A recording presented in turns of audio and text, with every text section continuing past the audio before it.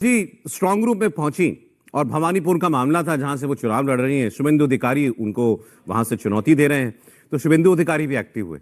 उन्होंने तंज कसते हुए ममता बनर्जी को पूर्व सीएम कहा और कहा कि मुख्यमंत्री स्ट्रांग रूम में कोई अनुचित फायदा न ले पाए, कोई गैर कानूनी काम न कर पाए, इसलिए मैंने अपने एजेंट को भी उनके सामने बैठा दिया। एक ये तस्वीर उन्होंने पोस्ट की।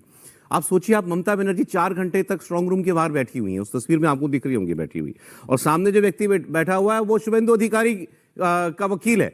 उन्होंने कहा मैंने अपने आदमी को जानबूझ के वहां बैठा है कि जहां जहां ये जाएं तुम इनके साथ साथ चलते रहो ताकि ये कुछ गलत ना कर पाए।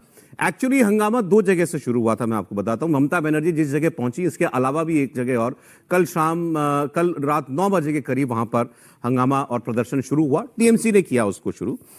एक स्ट्रांग रूम की साइट पर पहुंचते हैं शशि पांजा और कुणाल घोष, दोनों टीएमसी के नेता हैं और दोनों चुनाव भी लड़ रहे हैं कोलकाता से ही। और वहां पहुंचकर उन्होंने ये दावा किया कि हमने सीसीटीवी कैमरे में देखा है कि अंदर स्ट्रांग रूम के अंदर कुछ लोग गए हैं। ये लोग क्यों गए हैं हमको पता नहीं है और ना कोई हमको बता रहा है। वो वहां धरने पर बैठ जाते हैं। फिर उसके बाद में कहानी खुलती है उसकी। उसके बाद चुनाव आयोग की तरफ से ये बताया जाता है कि दरअसल जहां पर ईवीएम रखी हुई है मशीनें, वो एक सेक्शन अलग है उस पूरे स्ट्रांग रूम का, और एक दूसरा सेक्शन अलग है जिसके अंदर पोस्टल बैलेट रखे हुए हैं। तो उन्होंने कहा पोस्टल बैलेट के सेग्रीगेशन का, उनको अलग अलग करने का काम किया जा रहा था, और ये काम होगा ये हमने सारे उम्मीदवारों को ईमेल के जरिए शाम को 4 बजे बता दिया था, सूचित कर दिया था, और यह भी कह दिया था कि इतने बजे यहां पर आकर के हमारे कर्मचारी ये काम करेंगे, आप लोगों को अगर आके देखना है तो देख लीजिए।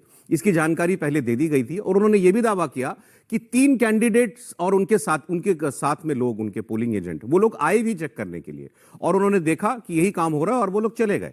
लेकिन जो सीसीटीवी में इन लोगों ने देखा बाद में आकर के कि कुछ लोग अंदर गए हैं, वो इलेक्शन कमीशन के कर्मचारी थे। इसकी तस्दीक किए बिना तृणमूल कांग्रेस ने वहां पर हंगामा शुरू कर दिया। बंगाल चुनाव आयोग के चीफ हैं मनोज अग्रवाल।